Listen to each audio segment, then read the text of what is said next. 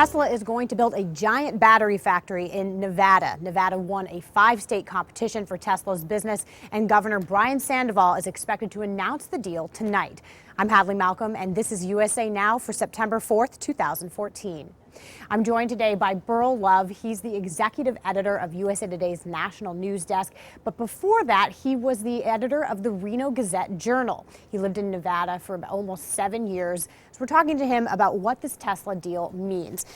So Beryl, tell me, why do you think Nevada got this deal in the first place? They won out over 4 other states. I think there's a lot of reasons. First of all, they really went after it. The state was trying to reinvent itself from an economic development standpoint.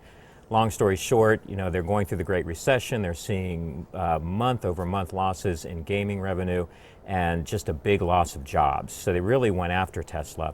But also they're almost like the perfect place to be. They're very close to Tesla's manufacturing facility in California. They're on the I-80 corridor.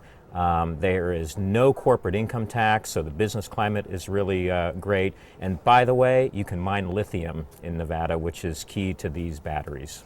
Why is Nevada, you were telling me a little earlier, why is Nevada so focused on the tech industry right now?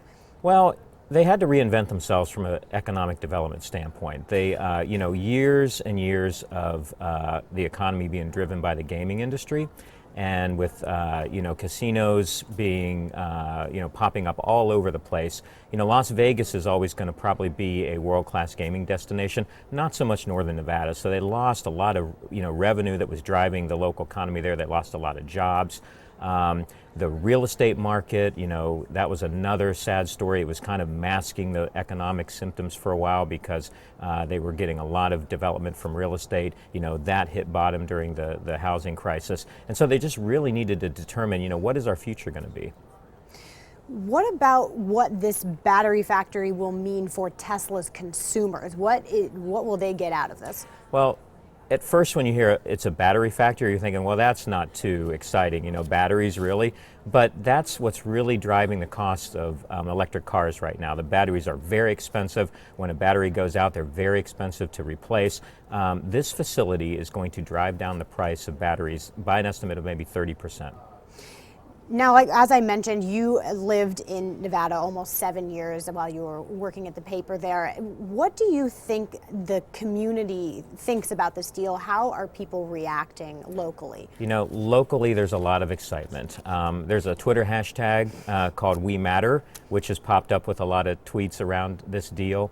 When the community decides it's going to rally together and go after tech businesses and makes it happen, it's pretty exciting. So I hear that there's a pretty interesting backstory behind where the land came from that Tesla is using for this factory. Tell me about that. That's very true. So there's a guy, a classic Nevada story. A guy rolls into Nevada and sees opportunity, and it's a guy named Lance Gilman. One of the first investments he made was in the famous Mustang Ranch, so he became a brothel owner.